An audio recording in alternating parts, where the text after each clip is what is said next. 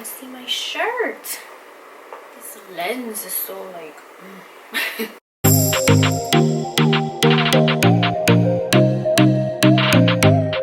Hey guys, welcome back to another video. If you are new here, welcome, and if you're an oldie but a goodie, then thank you so much for coming back to another video. Alright, so as you can tell by the title, in this video here, I'm gonna be spilling the tea on why I left the bedside. So this video has been pretty much long overdue. Really nothing has like held me back from making the video.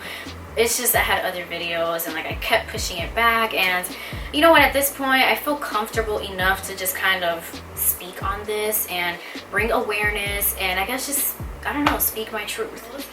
By the way, I'm using natural lighting now in most of my videos, so if you kind of see the lighting go in and out, like a little bit more orangey, that means that the sun is out and then the sun is going back down. Like right now it just came out, so it's like super bright. So yeah, just wanted to point that out because I'm doing the natural lighting thing now and I love it. I feel like it just gives the videos like a chill back vibe, like nothing serious in the studio, like we're just talking.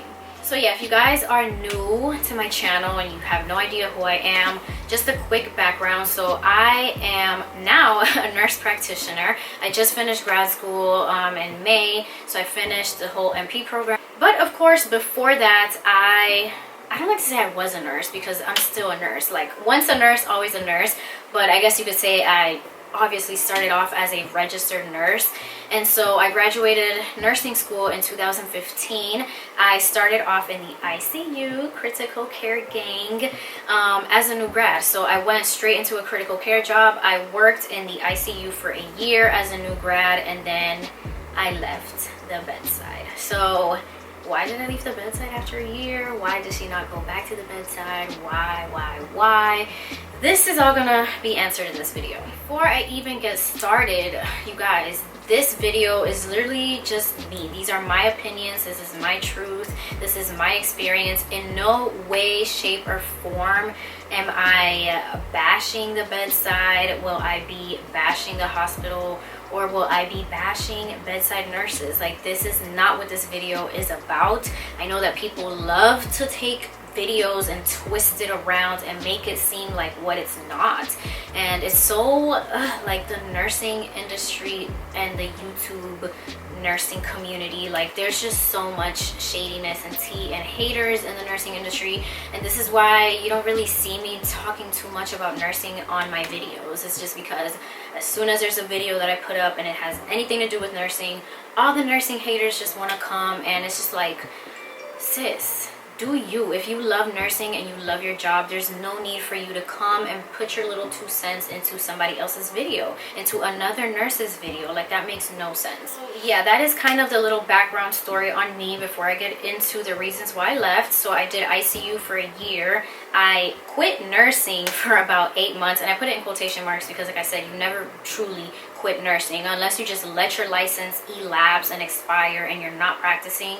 then you quit nursing. But I feel like it's just like, you know, you have that degree, you're a nurse. Like I said, even now that I have a master's in nursing and I'm an entrepreneur, I'm doing other things, like I still call myself a nurse. Like once you're a nurse, you're always a nurse.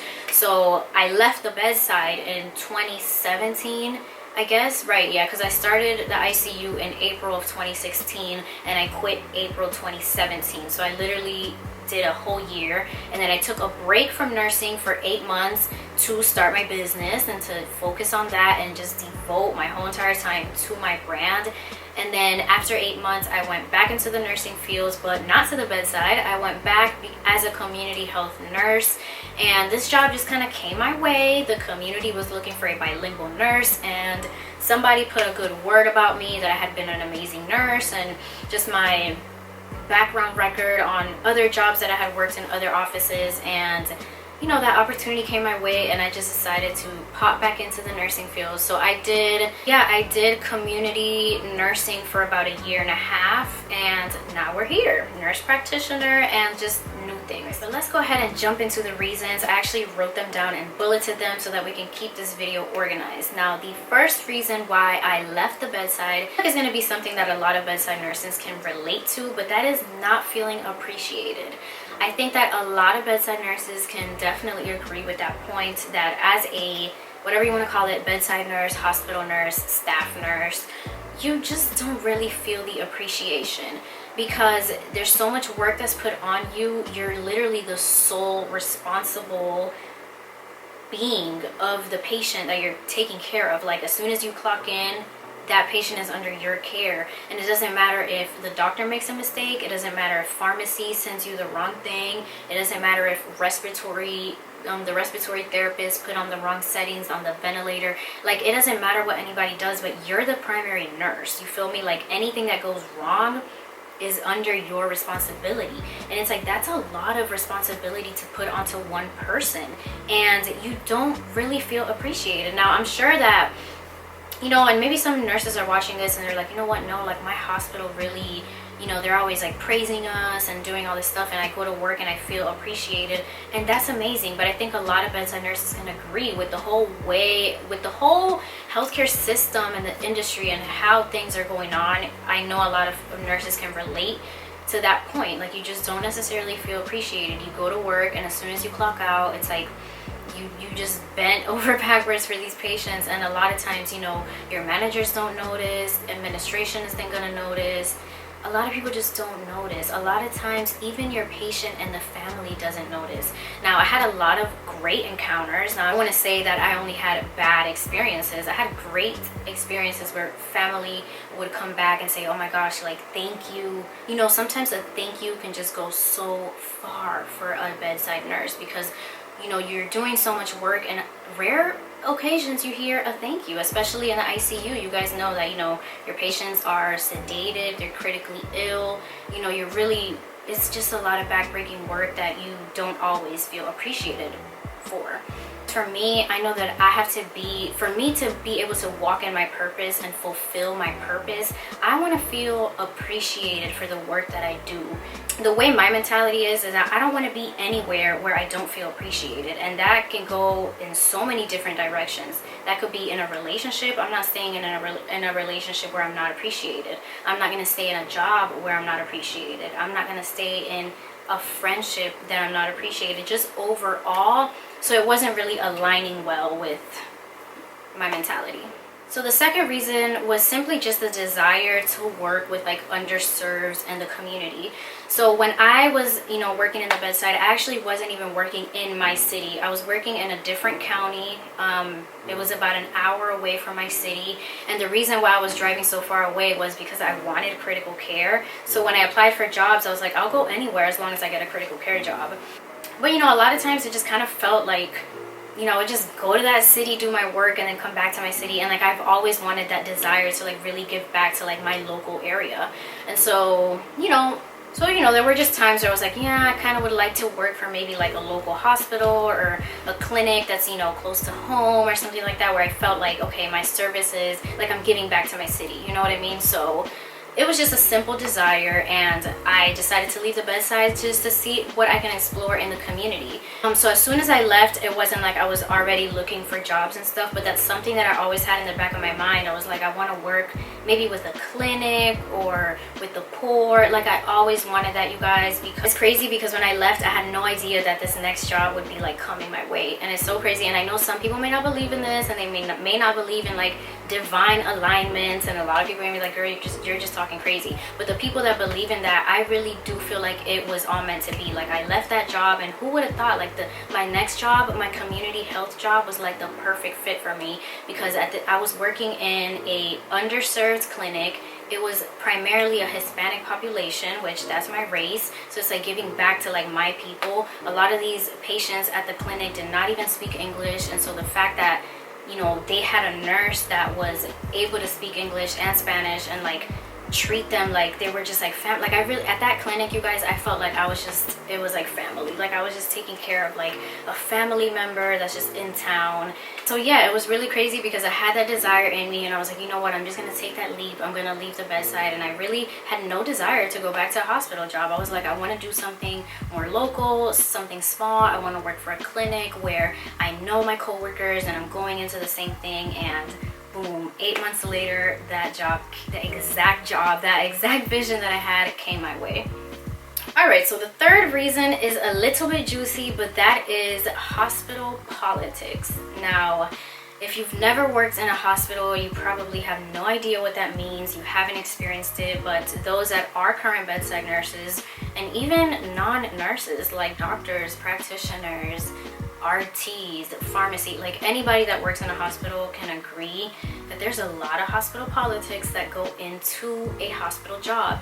And a lot of times it can definitely affect the way that you do your job because, for example, just a quick example, I don't want to go super in depth with this because if you guys really want to be informed and educated and, like I say, woke on these things, you have to like read. A lot of people just don't like to read. You have to go online and read and educate yourself on the truths of the industry and you know, just educate yourself. For example, for me, you know, as an RN, it came down to like Medicare and Medicaid reimbursement, and a lot of that does affect the way that you do your job because, you know, you go in with the desire, like, I just want to care for people, like, I really want to make these patients comfortable and spend as much time that I can with them, but you realize that a lot of your job comes down to checking boxes off that are gonna satisfy the hospital and make sure that the hospital isn't losing money. So, you know, just little things like I'm just trying to think of an example. Like, I guess you can say maybe protocols. A lot of nurses can probably tell you that a lot of the hospital protocols, some of them are just straight up like, oh my gosh, what is this? Like, I'm spending time fulfilling this protocol when I can be caring for my patient the way that I want to care for my patient.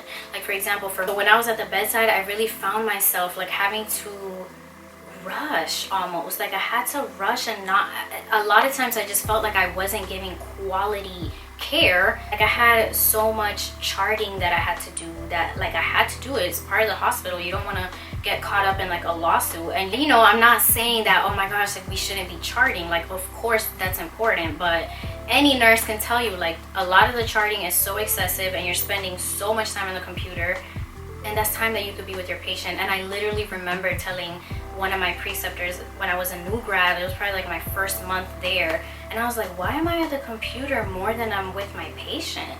Like, that's actually really crazy to me. And it started to like mess with my mind because I'm like, oh my gosh, like, I want to be this great nurse, and it's like I have to do all this extra work and the politics that go. That's literally just one example that I can give you guys, which is the protocols, but there is a lot. There's just a lot of hospital politics, and sometimes it's like you have to know how to play the game to even survive in the hospital environment. So that was something that wasn't really, I didn't enjoy it. Like, I didn't like going to work and feeling like that, just feeling that stifleness and the heaviness in the air. It was just like I would just wanted to go to work and be a great nurse, and it's like, there's so much that's in front of you. Like, okay, so the next reason is pretty simple, and that was just to explore other interests. So obviously I have a lot of other interests outside of hospital life and even just outside of the medical life in general. Like, now that you guys see me kind of transitioning, like, now it's been what, 2 years since I left the bedside, and you know, I could kind of see like my track record and all of the new things that I have explored. So, you know, with my brand, like, that was something that I always wanted, and so that was something that I got to do. You know, just start traveling for events and stuff. Like, that's something that I really wanted to do. And with starting businesses and real estate and just a lot of things that I've explored outside of the hospital world, and that was just one reason that made me want to leave. And I was like, you know what, I'm just gonna explore other things. Like, there are multiple sides of me, and I really wanted to have a lot of time to explore other stuff. I never knew that I was gonna love outpatient so much. Like, you guys, when I was in nursing school, I was a complete like critical care junkie. Like, you could be like, literally you could call me like the critical care trauma junkie. Like, I used to love all that stuff, like the machines, the criticalness. But you know, I liked all that stuff, the challenge of looking at these labs and really trying to figure out like what's going on with this patient, like thinking outside of the box and the criticalness. I love that. So like community health, like, that never crossed my mind. I was like, that sounds boring. Like, what am I going to be doing sitting in a clinic? But you know, when you explore other interests, you don't even realize like what you think you love may not even be what's meant for you. So that was another reason when I found myself kind of unhappy at the bedside, I was like, you know what, it's time for me to explore other interests. And all right, the fifth reason is the pay. Yes, let's talk about money. Yes, let's talk about money. So the pay was a reason that made me want to leave the bedside. Now, of course, I didn't put this as my number one reason, because when it all comes down to it, like, life is not all about money. Of course, it's important. You want to pay your bills. You want to be comfortable. You want to live nice. But of course, pay isn't the only thing that you should be looking at in a job. As a bedside nurse, I really felt like I wasn't being paid enough for the amount of work that goes into bedside nursing. So like I said, kind of going back to my first point where I talked about, oh, if the doctor makes a mistake, if the whoever makes a mistake, it's really all on the nurse. That's a lot of responsibility that I feel like you don't really get compensated for. A lot of people may argue this point with me, but I do not feel like RM pay is good pay. Now, a lot, like I said, I know everybody's gonna come down in the comment section and be like, oh, in Cali, nurses make this. In New York, nurses make this. Like, okay, that's great. That is great. I don't want to hear it. Save your comments. I feel like nurses are underpaid. Like, that's just me. That is literally just me. It doesn't matter if you're in California, in New York, in Texas. You have to consider cost of living. I have a ton of nurse friends in LA, so I know what the pay is like in California. Don't need all the Cali nurses to pop up, but consider cost of living. Like, these nurses are also paying up to $2,000 in rent, so it's all relative.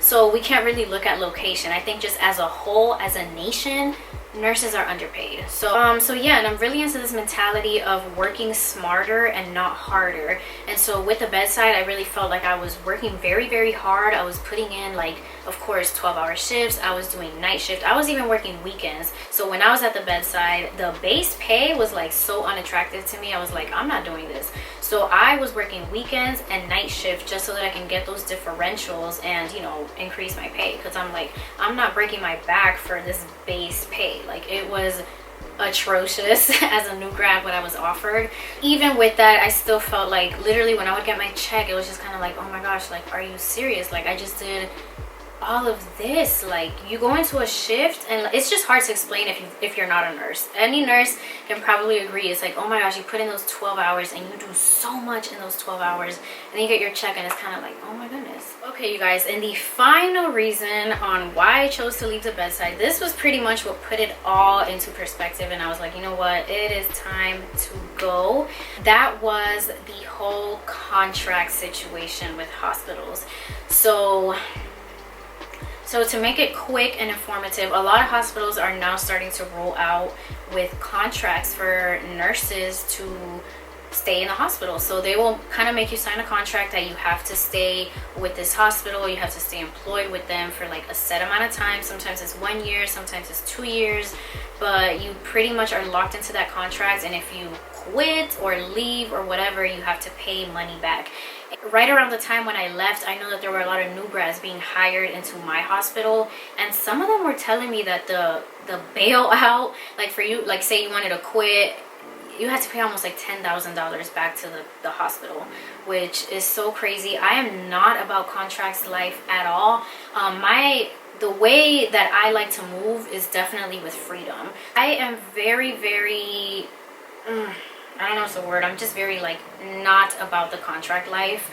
I just don't like that, because you never know if you're not gonna like a job, or what if you want to move, or what if you just want something different and you're locked into a contract with a job and you feel like $10,000, like, that's crazy. That's like a lot of checks that you have to pay back. Yeah, I worked for a year without a contract, and once you hit that 1 year mark, so my hospital was offering a critical care course that was mandatory for the ICU nurses to take, and for them offering you that ICU course, you had to sign a contract saying that you were going to stay with that unit for another year. And so at that point in my career, it was pretty much a year in, I was kind of dragging to that 1 year mark. I was like, you know what, I want to try something new, but I want to make it to a year, because I knew I wanted to go back to grad school, so I wanted to have that 1 year of experience and just to make myself more marketable and stuff. So they, like, dragged to my 1 year mark, and then boom, I was presented with this contract. I looked over it. I remember I took it home. I let my parents look over it. I was asking, like, friends, I'm like, what should I do? Like, I'm not necessarily happy in this job. Like, what should I do? Like, I really don't want to, I don't see myself staying here for another year. And I think that the bailout for this contract was like $4,000. So it wasn't as crazy as like the new grad contract, but still $4,000, like, you guys, that's like a trip. That's like 2 trips. And at that point, when I was presented with that contract, I was already in nurse practitioner school. So I knew I was already moving into a different direction. And so I read over it and I literally just went to my manager. I thought about it, of course, I prayed on it. At that point, you guys, I hadn't even started my brand. So I hadn't started my brand. I wasn't really making that much money on YouTube. Like, I didn't have all these sources of income that a lot of people thought. Like, I quit the Bedside to be like a full-time YouTuber, and really no. Like, at that point, I'm about to be so transparent, you guys. At that point, when I quit my job, I was making like $400 a month on YouTube, and it's like, what is that? You can't even pay your rent with that. So it was almost like taking a leap of faith. I was like, you know what, I'm just gonna leave, I'll figure it out. I didn't just leave and had like no money. I had a pretty good savings set up just in case I didn't find a job or things would go left. I had a pretty decent savings that could kind of hold me over for like a year. So I left, and literally the next month I launched my brand, which was, you know, Fatima Francesa and my products. I started with the Girl Boss box, and like literally that next month was when I launched my brand and things started moving. And then literally like a couple months after that, like I hit my first $1,000 check on YouTube. And it's like everything kind of happened for like a reason. Like, things were just moving along. So yeah, like I started making more on YouTube where I could like sustain myself and like pay rent and bills. So yeah, things just kind of started moving into a different direction for me. Right around, yeah, like a few months after I left the Bedside was when YouTube started becoming like a sustainable source of income for me. And then my brand was doing really good. I think I did my first event that year, right? It was 2017 when I quit. Yeah, it was 2017. And I did my first event. I was just moving forward with things. I actually started my book in 2017. So if you didn't know, I have a book that's coming out in the summertime. But I was actually working on that since a few years ago. And, you know, I started just working on different things. And like I said, going back to that point of divine alignment, it was almost like I really just took that leap of faith because I was like, I need to just try something new.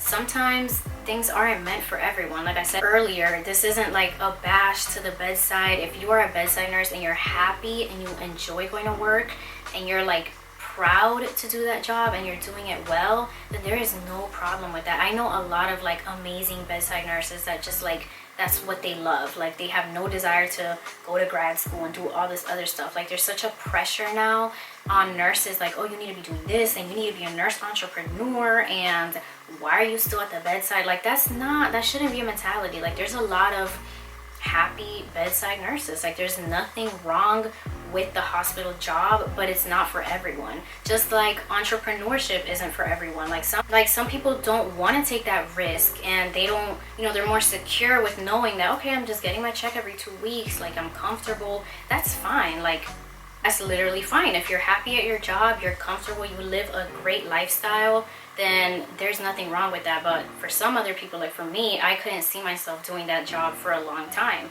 It wasn't my purpose. Like, I didn't feel fulfilled every time I would go to work, and that's just that. Like, it's not like it was anything wrong, or like a hospital job is not a good job. It just wasn't my purpose. It wasn't my individual purpose.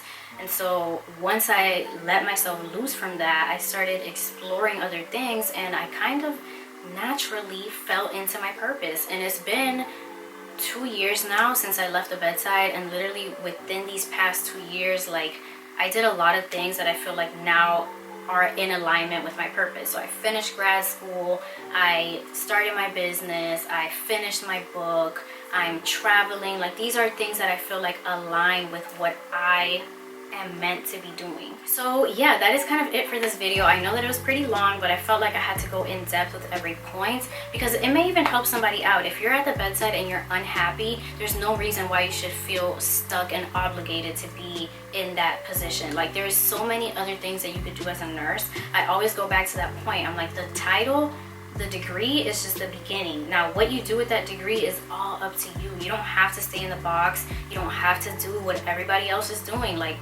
finish nursing school and you go to the hospital.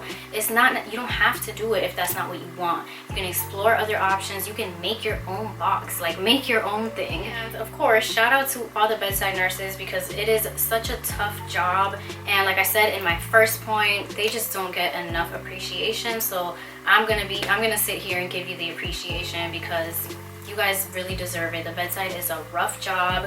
It's difficult. It is mentally draining. It's physically draining. It's emotionally draining. You're seeing people passing away. It's just a lot. It's a draining career. So if you're doing it and you're well at it and it's your purpose, then definitely shout out to you, because we need amazing bedside nurses in the hospital. So yeah, you guys, thank you so much for watching. Don't forget to subscribe if you are new, because I'm rolling out with like more nursing videos and like I'm gonna start talking about the whole grad school journey and all of that. So yes, thank you guys so much for watching, and I will see you guys in the next video. Bye.